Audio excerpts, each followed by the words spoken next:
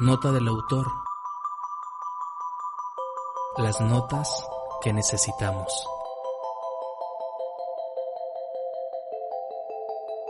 Bienvenidas, bienvenidos. Gracias por encontrarnos de nuevo.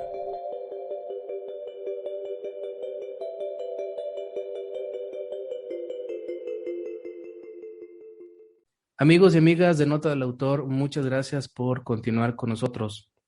No dejaré de agradecer este gesto tan amable de escuchar nuestro contenido, de leer lo que escribimos y publicamos en notadelautor.com. Gracias. Ya sabe que todo lo que le presentamos, todo lo que publicamos, está enfocado al desarrollo humano, al crecimiento personal en sus diferentes facetas. El día de hoy, en este capítulo número 54, al que hemos denominado Abordaje de la Ansiedad, contamos con la maestra Karina Coria Libenson, nuestra invitada especial. Voy a leer a continuación una semblanza de su currículum, ya que su trayectoria es bastante amplia, pero ella nos facilitó un extracto. Ponga muchísima atención a esta trayectoria porque llama bastante el interés y estoy seguro que usted pues va a tomar nota y se va a fijar en el contenido, lo rico que hay en su trayectoria profesional. La escuchamos. La maestra Karina Coria Libenson es licenciada en Psicología por el ITESO, maestra en Terapia Cognitivo-Conductual, miembro de la Association for Contextual Behavioral Science, capítulo México. Tiene diversos entrenamientos nacionales e internacionales en terapia dialéctica conductual, protocolo del DBT-PTED, terapia de expansión prolongada para síndrome de estrés postraumático, terapia integrativa de pareja, terapia de aceptación y compromiso, psicoterapia analítica funcional, mindfulness y otros. Es especialista en estrés postraumático y trauma complejo, en duelo complicado, adolescentes y adultos con riesgo suicida y conductas de riesgo y cuidado al cuidador. Miembro del equipo de terapia dialéctica conductual DBT México y coordinadora de grupos de entrenamiento en habilidades DBT para adolescentes y adultos con trastorno límite de la personalidad, trastorno bipolar y conducta suicida y sus familiares y allegados.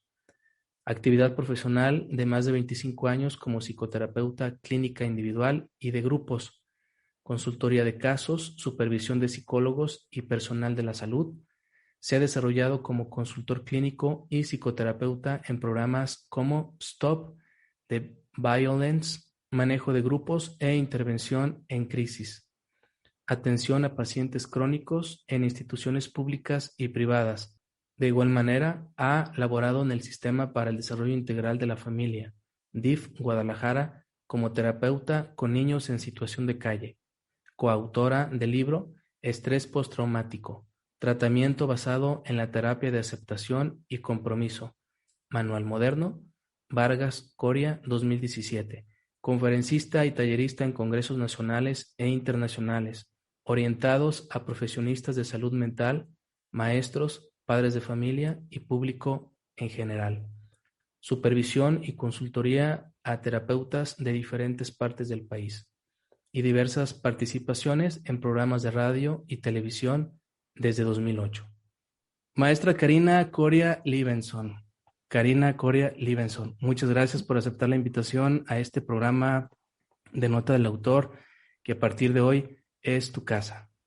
Muchas gracias, Jaime. Al contrario, un placer para mí, un honor para mí el poder participar contigo y poder brindar a la audiencia, a tu audiencia, a tu público, algunas herramientas o habilidades que les sean de interés y sobre todo de utilidad. Muchas gracias. Espero que sea del agrado de todos y que al final sea útil para todos los que estemos participando en él.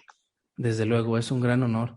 Karina, hemos platicado ya por Messenger, igual la semana pasada hicimos como una previa en torno a este programa y me doy cuenta que es parte de lo que tú haces, el abordaje de la ansiedad, el estrés postraumático y bueno, muchos rubros que se han leído en tu semblanza curricular. Eres especialista en esto. Yo soy psicoterapeuta, pero no me he enfocado ni tengo la experiencia profesional que tú afortunadamente tienes.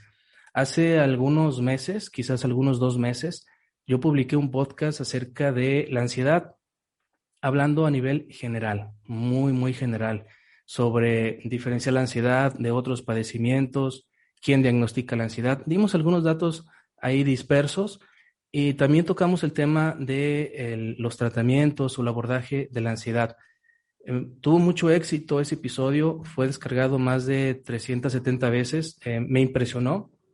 Algunos amigos me dijeron que era normal porque la situación que se vive en la actualidad a nivel global, pues está generando muchas personas ansiosas y de muchas características, porque ya nos vas a explicar tú qué tipos de ansiedad puede manifestar una persona. Entonces dije, me comprometo, hice un compromiso conmigo mismo a grabar otro episodio con alguien más metida en el ramo del tratamiento o del abordaje de la ansiedad para ofrecerle a nuestra audiencia alternativas, información todavía de primera mano. Entonces, por eso te tenemos a ti. Muchas Karina, gracias, Jaime. sí, sí. Vamos a aprovechar al máximo este tiempo que vamos a estar contigo porque realmente vale mucho la pena. Vamos directamente a las preguntas, Karina. ¿Qué te parece? Adelante, claro Muy que sí. bien, muy bien. Me gustaría iniciar con la pregunta inicial, con la obvia, con la obligada o la de rigor. ¿Qué es la ansiedad?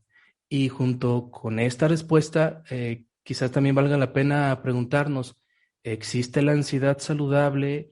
¿Existe la patológica? ¿Cómo se diferencia? ¿Verdad? Porque creo que este término de ansiedad está bien, es bien conocido por muchas personas, pero como que de repente hace falta definirlo tal y como es. Claro. Platícanos. Sí, mira, creo que es muy importante como empezar o ayudaría mucho situarnos como en el contexto histórico de este término. Creo que estamos todos muy acostumbrados a decir tengo ansiedad o me siento ansioso, ¿no?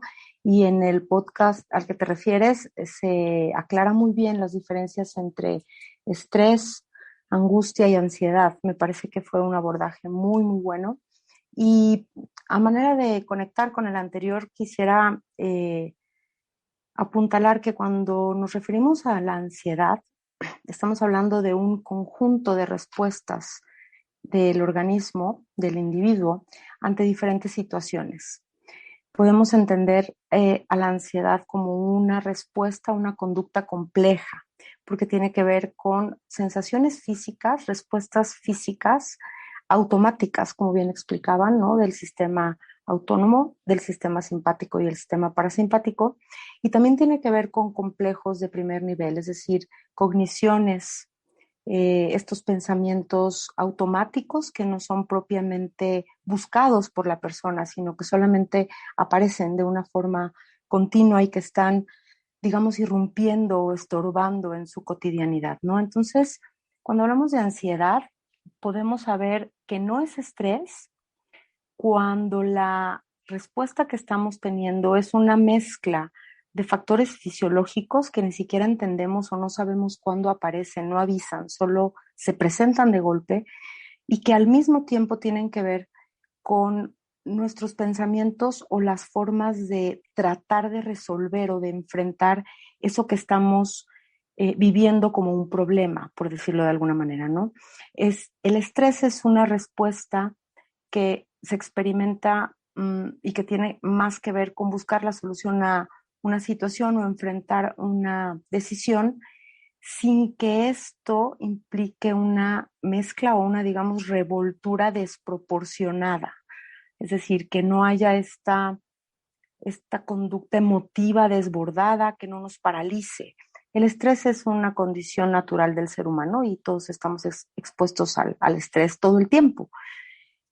Sabemos que esa ansiedad, cuando nuestra propia conducta, topográficamente hablando, tiene que ver con una intensidad desproporcionada, tiene que ver con una duración que va de un día a otro, que es recurrente, que se mantiene, digamos, en una presencia constante y particularmente cuando nos encontramos atorados en un ciclo que se repite y se repite y se repite. Pienso algo, siento algo, me paraliza, no lo puedo resolver, no lo puedo enfrentar, me sigo sintiendo mal, me sigo pensando cómo enfrentarlo y sigo sin encontrar opciones. Dentro de la ansiedad podemos encontrar episodios ansiosos, no siempre la ansiedad va a ser muy, muy intensa, ¿no? La podemos ir percibiendo de manera gradual.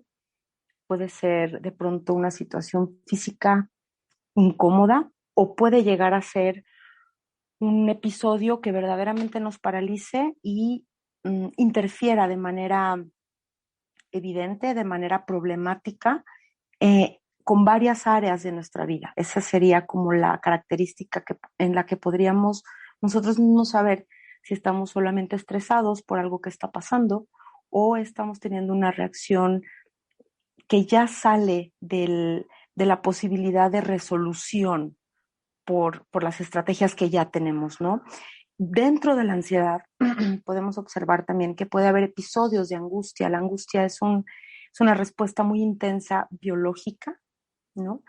Que en donde la persona difícilmente puede encontrar la lógica. O sea, cuando estamos angustiados, igual podemos saber que no nos está pasando algo concreto que sea como para tanto. Podemos decir, no sé por qué me siento tan mal si esto que estoy enfrentando ni siquiera es tan problemático y se va a resolver, pero en verdad me siento muy mal.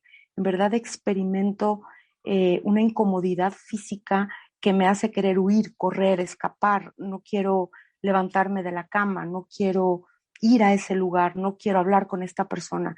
Entonces, dentro de la ansiedad podemos tener picos, por así decirlo, o episodios que, como bien comentaban también en el programa, eh, están, digamos, tipificados o, digamos, organizados en términos de trastornos. Hay una gran cantidad de trastornos asociados a la ansiedad y también hay otros trastornos de personalidad, no sé, como los trastornos del afecto, que también tienen características de comportamientos ansiosos. Entonces la ansiedad es un elemento, es una respuesta que tiene el individuo, pero el problema, cuando podríamos hablar de una ansiedad problemática, más que patológica, es cuando la presencia de esta ansiedad o la presencia de estas experiencias emotivas, cognitivas y fisiológicas nos paralizan y están obstaculizando seriamente una o más áreas de nuestra vida. En términos generales, para ubicarnos, podemos decir que la salud mental o digamos nuestros rasgos de personalidad, nuestra forma de, nuestro aparato psíquico, podríamos categorizarlos en cuatro diferentes. El primero sería tener rasgos de personalidad. Puede ser que yo sea una persona que me preocupo mucho, ¿no? Aún con esta preocupación, yo puedo hacer las cosas que quiero hacer, puedo experimentar placer, puedo experimentar felicidad, puedo experimentar situaciones problemáticas. Eso sería, tengo rasgos de personalidad ansiosos.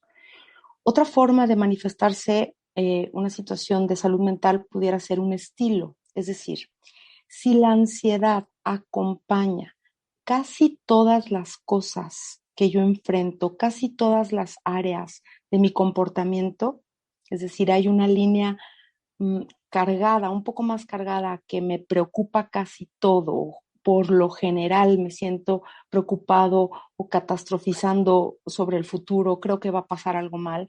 Ahí podríamos decir que tengo un estilo de personalidad, ¿no? No solo un rasgo. Todos tenemos rasgos de todo tipo. Cuando el rasgo es, digamos, repartido en varias áreas, podemos decir que es una ansiedad necesaria para el movimiento. Cuando el estilo de mi personalidad se mueve más por la ansiedad, ahí podríamos empezar a notar que es un problema. Cuando la ansiedad es un problema, hablando de la tercera forma de conceptualizar cómo andamos en salud mental relacionados a la ansiedad, cuando la ansiedad es un problema, es cuando la ansiedad me impide funcionar. Cuando hay una gran cantidad de cosas que yo evito porque me generan este disconfort, este malestar. Evito lugares, evito situaciones, evito personas, procrastino compromisos, no cumplo, no ejecuto lo que yo considero que son mis responsabilidades. Y el factor extra cuando es un problema es que al tratar de evitar tanta ansiedad, entonces sí me meto en problemas. al procrastinar, al no ser o hacer lo que tengo que hacer o necesito hacer, tengo consecuencias problemáticas. Ahí podríamos decir que ya estamos cursando un problema de ansiedad. Justo en ese momento es cuando debiéramos de recurrir a una ayuda especializada, es decir, no solamente buscar en mí estrategias o pedir apoyo, pedir ayuda a la familia, a los amigos, a los conocidos sobre cómo resolver lo que creo que estoy enfrentando, sino valdría la pena acudir a una evaluación por un profesionista, por un psicoterapeuta o incluso por un psiquiatra, para saber si esta ansiedad no está siendo mmm, biológica, si nuestro cuerpo no está ya en un estado de alerta tan constante y tan continuo que ya no puede bajar, ya no deja de percibir amenaza. Esto lo observamos mucho en personas con situaciones de estrés postraumático o expuestos al trauma. Justo ahora hablando de la pandemia o en estos tiempos, el aislamiento, la pérdida de familiares, la pérdida de conocidos, la amenaza continua de la exposición a un riesgo de vida, nos tienen un nivel de alerta muy elevado.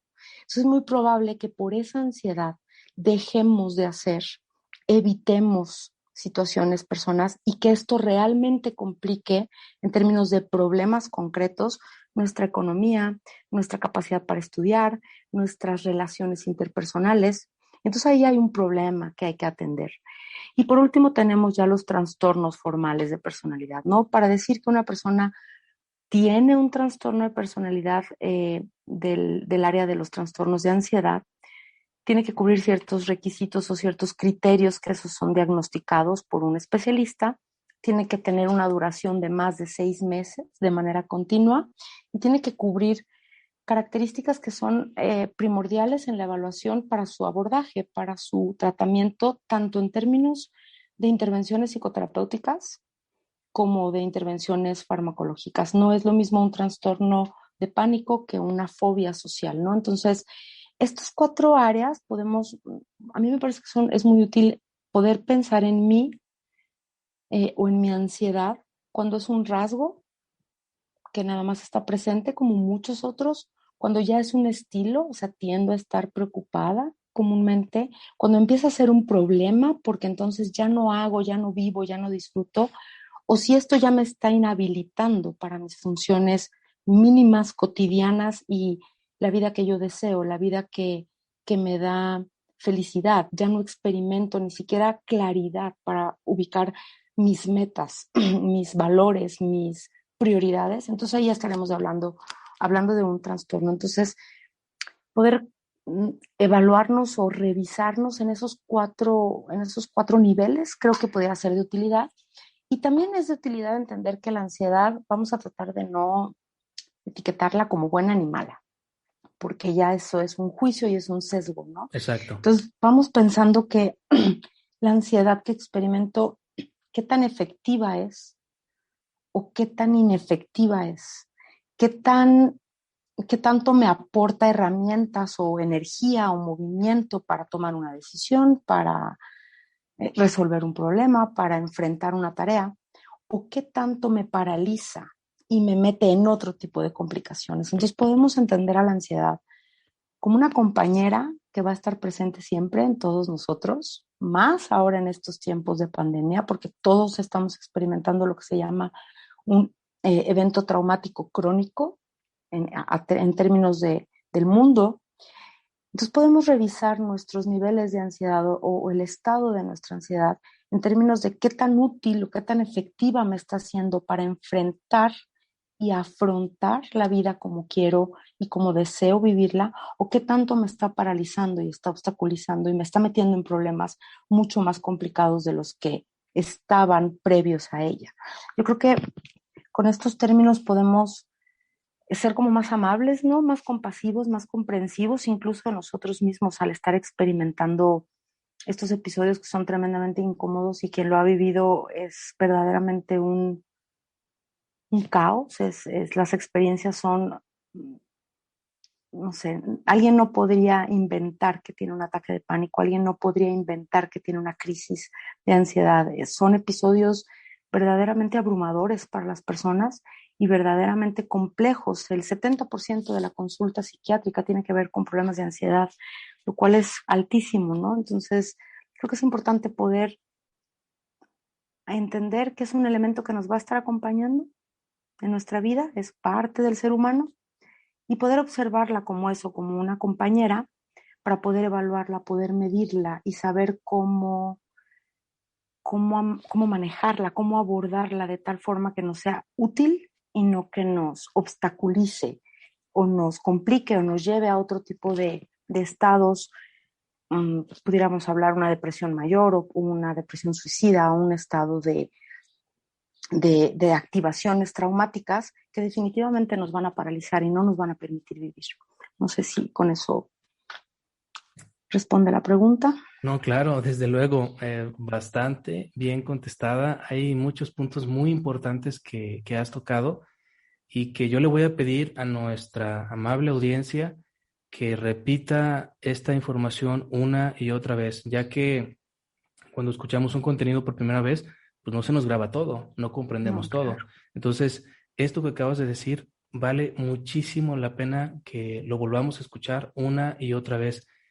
Ya está claro lo que es la ansiedad, que es esa respuesta desproporcionada que nos impide interactuar en los diferentes contextos en los que nos desenvolvemos y que pues tiene mucho que ver nuestro estilo de personalidad.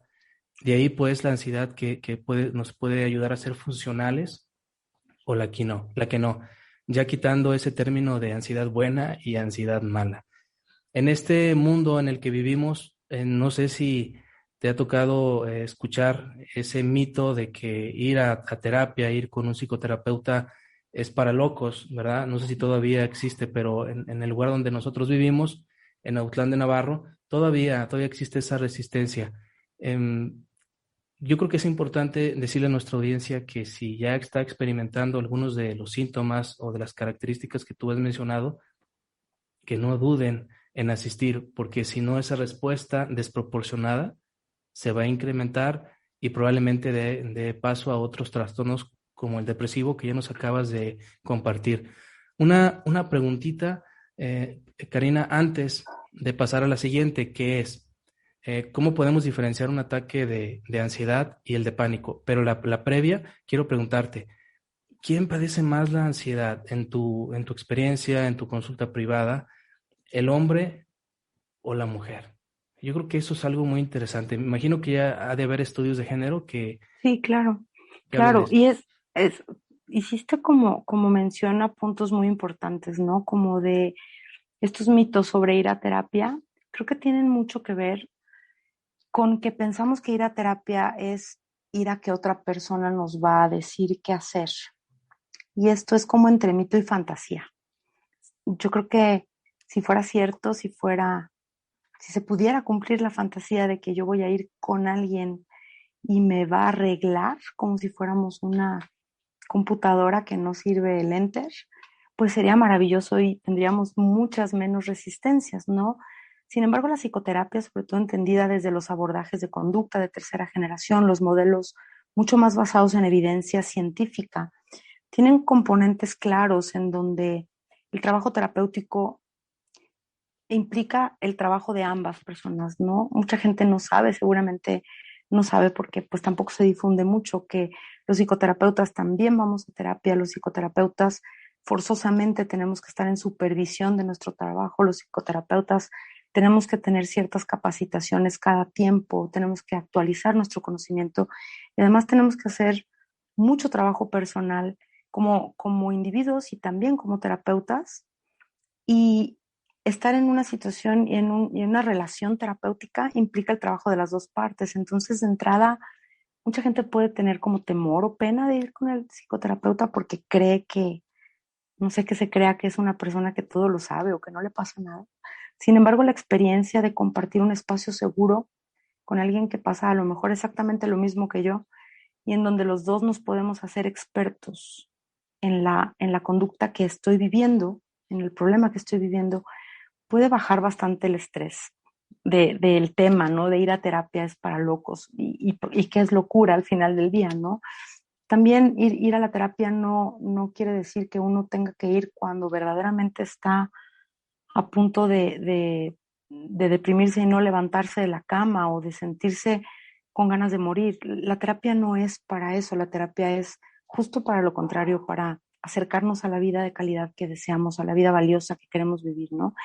Y en ese sentido, las diferencias ayudan, esto que preguntas, ¿no? ¿Cómo sabemos si es un ataque de ansiedad o es un ataque de pánico? Mira, históricamente ha habido mucha información, hay muchos artículos, hay un artículo de Rioja muy bueno donde explica muy bien las diferencias en un ataque de pánico. Digamos que el ataque de pánico nos va a paralizar por la respuesta fisiológica. La persona está inhabilitada para nada, ni siquiera para expresar, para hablar, para clarificar qué es lo que quiere decir. Va a haber un desbordamiento muy intenso de emociones y nosotros podemos revisar si eso nos ha pasado en términos del tiempo que me dura esa sensación. Si pasa de 3 minutos a 4 minutos, entonces es mucho tiempo. Yo puedo tener un episodio ansioso o estar muy preocupada por algo, no me va a durar más de 2, 3 minutos la sensación física. Si yo experimento que llevo 3, 4, 5 días teniendo continuamente estas sensaciones, entonces estamos hablando de un episodio, de un ataque de pánico, ¿no? De algo más agudo porque estoy paralizada, estoy atorada en este mismo ciclo. Y una crisis de ansiedad puede tener picos. Yo puedo estar muy ansioso por un evento que voy a enfrentar dentro de un mes y a lo mejor hoy no me siento tan bien y estoy pensando mucho en esto, pero al rato ya me ocupo en otras cosas y pasa. La ansiedad como crisis puede tener picos claros de respuesta fisiológica o de activación fisiológica incómoda y luego baja, y luego vuelve a subir y luego baja. Cualquiera de las dos es suficiente motivo para acudir a un especialista. No, no habría que llegar a esos niveles. Eh, Históricamente, bueno, los estudios nos dicen que los hombres son más tendientes a experimentar trastornos por ansiedad que las mujeres y que las mujeres tendemos más a desarrollar trastornos depresivos. También hay otros estudios muy interesantes y al menos en mi experiencia clínica, mmm, yo veo a la ansiedad y a la depresión como primas hermanas. Imagínate que son primas hermanas de la misma edad y que siempre andan juntas y van a todos lados. Nada más a veces una es la que se nota más o la que llama más la atención y la que lleva la batuta de qué vamos a hacer y a dónde vamos a ir. Y otras veces la depresión es la que marca la línea, ¿no? Una de las dos. Actualmente yo no me arriesgaría a decir que se presenta más en hombres que en mujeres, ni al revés la depresión. Lo que sí nos dicen los estudios es que los trastornos por ansiedad que experimentan los hombres alrededor de los 30 años en adelante son trastornos muy agudos de una experiencia emotiva muy, muy incómoda y que verdaderamente traen problemas adaptativos, es decir, la ansiedad no logra pasar a una ansiedad o a un estrés adaptativo sin el uso de fármacos. En los hombres hay más estudios alrededor de esto. Ahora yo creo que con esta situación de la pandemia y de todo lo que hemos estado viviendo el último año, un poco más, eh, yo diría que todos tenemos marcadores somáticos, es decir, nuestro cuerpo nos dice continuamente, ¿no? Cómo andamos de ansiedad, cómo andamos de estrés, cómo andamos de angustia y que debiéramos escuchar más y a poner un poco más de atención a esos indicadores para no dejarlos llegar muy lejos, porque eso sí es una fantasía, el que se va a quitar solo, el que esto que siento, esta angustia, este desbordamiento emotivo se me va a pasar. Estos comentarios que hacemos los seres humanos de pronto con muy buena intención, pero con muy poca utilidad de concéntrate, échale ganas, tienes mucho por qué hacer las cosas, no es para tanto. Son comentarios que difícilmente va a ser alguien que ha tenido un episodio ansioso en su vida de cualquier tipo, porque no es un comportamiento, como explicábamos al principio, que pase por procesos cognitivos de decisión. Es un comportamiento mixto. Hay activación fisiológica automática, no depende de la voluntad. Entonces, es importante comprender en nuestra misma topografía cómo se manifiesta la ansiedad y si nosotros consideramos que esto está fuera del rango de lo que yo puedo manejar, suficiente motivo para acudir con un especialista, seamos hombres, seamos mujeres, niños, niños muy, muy pequeñitos, no sé, te puedo decir que el paciente con trastorno ansioso más pequeñito que yo he visto ha sido un niño de un año de edad con un diagnóstico de ansiedad que no se puede hacer porque hay criterios para decir que hasta los 18 años se puede diagnosticar un trastorno. Sin embargo, la topografía de la conducta es lo que nos importa. Al final del día, cómo se manifiesta el problema en la persona. Entonces, pudiéramos acercarnos más a los profesionistas o a la lectura o al conocimiento que hay de psicología, ya de conducta actualmente, que está muy a la mano, hay mucho donde ver para poder vernos con otros ojos a nosotros mismos y poder reconocer que, pues, que necesitamos ayuda y sobre todo que nunca va a ser peor la experiencia de una terapia o de una psicoterapia o del uso de los medicamentos, no va a ser peor que el malestar sin atención. El malestar sin atención, el trastorno sin atención, el problema sin atención va a evolucionar. La terapia, la psicoterapia, el uso de los medicamentos con todos los efectos secundarios que puedan tener o lo complejo que es una relación terapéutica, ¿no? Las sesiones terapéuticas son difíciles, no es ir a tomar un café con un amigo.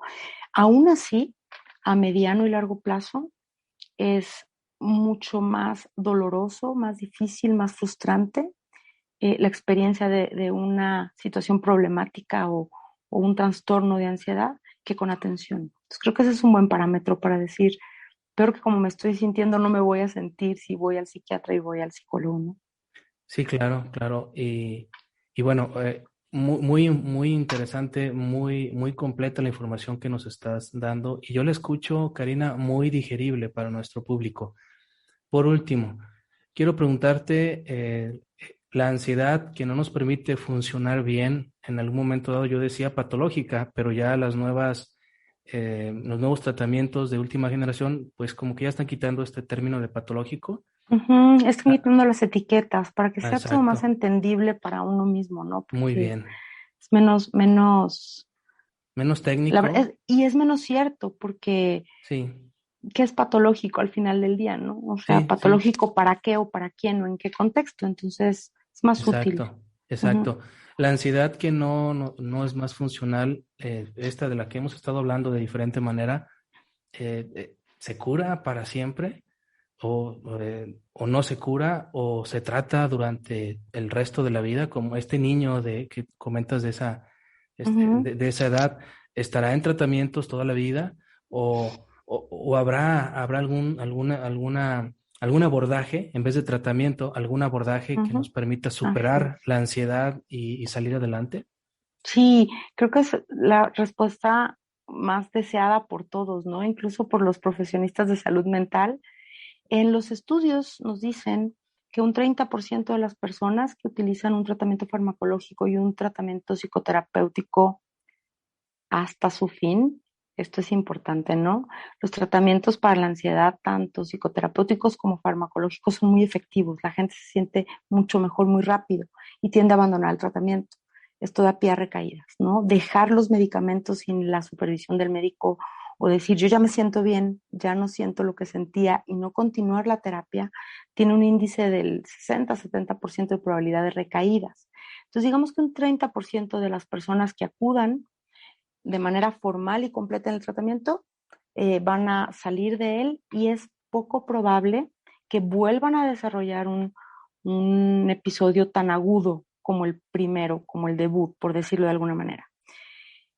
Sin embargo, eso no quiere decir que van a enfrentar episodios de ansiedad o temporadas ansiosas menores a los 6 meses, dependiendo de los eventos que vayan viviendo en la vida, ¿no? Porque si yo tiendo a ser más ansiosa y enfrento la muerte de un familiar, es muy probable que se agudice mi ansiedad en ese tiempo. Por eso no quiere decir que otra vez tengo el trastorno. Quiere decir que ese es mi rasgo conocido, mi rasgo dominante. Un 30% van a tener que utilizar tratamiento o fármacos en diferentes momentos dependiendo de las situaciones contextuales que enfrenten, ¿no? Es muy diferente, pienso ahora en tiempos de COVID, ¿no? La pérdida de un ser querido o la comprensión de la muerte como tal, a experimentar la muerte de alguien que no esperabas que muriera, que no tendría por qué haber muerto en tu mente, ¿no? Y que no pudiste estar. va a generar un impacto mucho más traumático. Entonces, el 30% de las personas que hayan cursado algún trastorno ansioso van a necesitar nuevamente en algún momento de su vida, y creo que eso es importante entenderlo. Hay muchas técnicas y muchas estrategias para monitorearnos y antes de llegar a eso, buscar la ayuda, buscar la terapia o el fármaco para no volver a experimentar un trastorno como tal. Y otro 30% de la población atendida, pues sí, es muy probable que tenga que usar medicamentos mucho tiempo o estar en apoyos en intervalos de tiempo cortos. Afortunadamente hay mucha gente muy comprometida que trabaja en los protocolos, trabaja en los medicamentos, trabaja en buscar las formas más efectivas para los tratamientos de estas personas. Estoy pensando, por ejemplo, mujeres embarazadas, ¿no? O muchos hombres que tienen trabajos, oficios que tienen que ver con uso de maquinaria o con manejo de personal, ¿no? Que no tengan tanto miedo ya. Hay medicamentos muy focalizados, medicamentos de tercera generación que tienen muy pocos efectos secundarios y que pueden ser muy bien manejados con muy poca incomodidad y que no va a interferir realmente con su vida.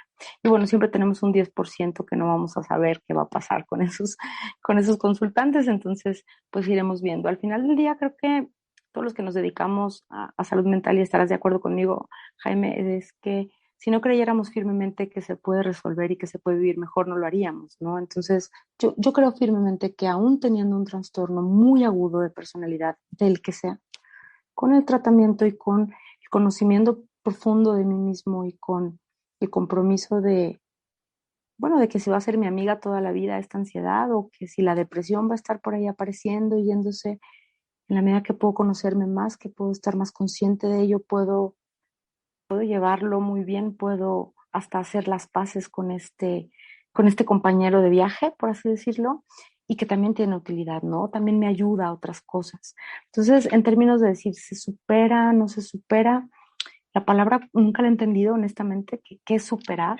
¿No? O sea, superar es que se me olvide, no, no se va a olvidar, pero sí puedo aprender a vivir con esto de una forma mucho más amable y compasiva y ser feliz y lograr mis metas y hacer mis proyectos y tener una vida que para mí valga la pena ser vivida con el tratamiento adecuado. Entonces creo que en términos generales eso podría ser eh, como una respuesta realista, ¿no? También para no decir, sí, ya se te va a quitar y nunca más vas a tener ansiedad. Pues es poco probable, ¿no? Que no la tengamos. Estamos hablando de que es una compañera del ser humano. Entonces va a estar. Pero es muy probable que yo la próxima vez que la experimente ya la esté esperando con un cafecito y ya sepa que ahí viene por lo que estoy viviendo y tenga muchas más habilidades y estrategias de abordarla que sin tratamiento, ¿no? Que sin acompañamiento, repito, tanto farmacológico como psicoterapéutico, particularmente en los trastornos de ansiedad. Sí, sí, sí, excelente respuesta. Yo rescato algunas cosas importantes, lo diferentes que somos los seres humanos, ¿verdad? Lo complejo que somos y que la misma receta pues no se aplica a todos. Ojalá Así es. y fuéramos esa computadora que tú decías al principio, que la tecla del enter la cambio y ya todo Y bien. listo. Y otro aspecto muy interesante que se ve a diario es la continuidad. Entrarle a este tema de la ansiedad, al tratamiento de la ansiedad, nos va a llevar tiempo, nos va a llevar constancia, nos va a llevar muchas cosas, pero hay que tener la calma y darle continuidad, no desistir, porque a lo mejor pueden haber recaídas muy fuertes, ¿verdad? Sí, claro, totalmente la continuidad y la constancia.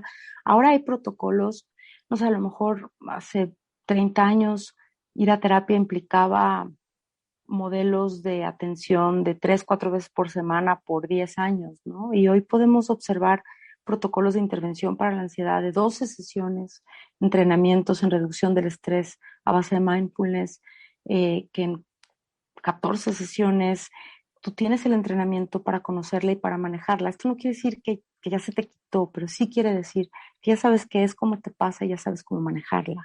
Los protocolos hoy en día son mucho más específicos, más concretos, mucho más cortos y mucho menos caros, porque eso también implica un compromiso pues muy fuerte para los especialistas en salud mental, ¿no? Que que la mayor cantidad de gente tenga acceso a los tratamientos, ¿no? Usualmente o anteriormente eran tratamientos tremendamente caros por la frecuencia y el costo de los medicamentos. Hoy encontramos que los tratamientos son bastante más accesibles, más cortos, y entonces podemos establecer este compromiso, esta continuidad de una manera menos costosa o menos problemática para la persona o para las familias, ¿no?, que lo enfrentan. Así es, Karina. Pues no me resta más que agradecer tu tiempo para nuestra comunidad de Nota del Autor. Ha sido una entrevista, una charla muy enriquecedora que yo la puedo catalogar con una palabra que se me viene ahorita a la mente: esperanza. Esperanza. La gente que desgraciadamente vive esta situación en la escala que sea, menor, grande, intensa, de la ansiedad, yo creo que al escuchar este capítulo en podcast o en video o verlo en video, le va a dar esperanzas, ¿verdad? Esperanza que puede dar ese paso a buscar un especialista, una clínica, algún referente para el tratamiento y, como tú dices, convivir con la ansiedad, sacarle provecho y silenciarla cuando se le tiene que silenciar, ¿verdad? Yo creo que yo lo puedo catalogar así como un episodio esperanzador. Híjole, Y muchas gracias. No podría escoger mejor palabra para lo que dentro de mis mayores valores está, ¿no? El preservar la esperanza, y la esperanza no fantasiosa, sino la esperanza de trabajo, de compromiso, de continuidad que tenemos los que estamos trabajando en salud mental, para toda la gente que nos escucha, el no darnos por vencidos o no rendirnos, ¿no? No decir, ay, bueno, ya, sino, sino al contrario, ¿no? O sea, llenarnos como dicen los abogados, dar el beneficio de la duda de que probablemente puedo hacer algo mejor con esto y puedo estar mejor de lo que estoy, y orientarnos a hacerlo de manera cada vez nosotros con ese compromiso, de manera más rápida, más efectiva con los consultantes, que obtengan lo que requieren y que puedan usarlo, ¿no? Espero que este programa haya sido, pues, que aporte alguna herramienta para quien lo escuche y que le sirva para usarlo rápidamente, ¿no? Que sea algo que no se guarde en el cajón, sino que podamos ver que siempre se puede hacer algo, siempre podemos hacer alguna intervención o buscar alguna ayuda o hacer algún trabajo de aceptación o de conciencia o de cambio para lograr una vida deseable, amable, amorosa, como la que todos deseamos vivir. Muchas gracias por la palabra, me encanta, me voy a quedar yo también con eso. Y ojalá que a todos nos traiga esperanza, también a los profesionistas de salud mental, ¿no? Que también enfrentamos retos muy, muy complejos a la hora de trabajar con los consultantes, que también todos los que estamos enfrentando los efectos de la pandemia, ¿no? Médicos, enfermeras, personal en general de salud, ¿no? Mantener la esperanza en que podemos encontrar la forma de caminar con esto y sobrellevarlo mejor.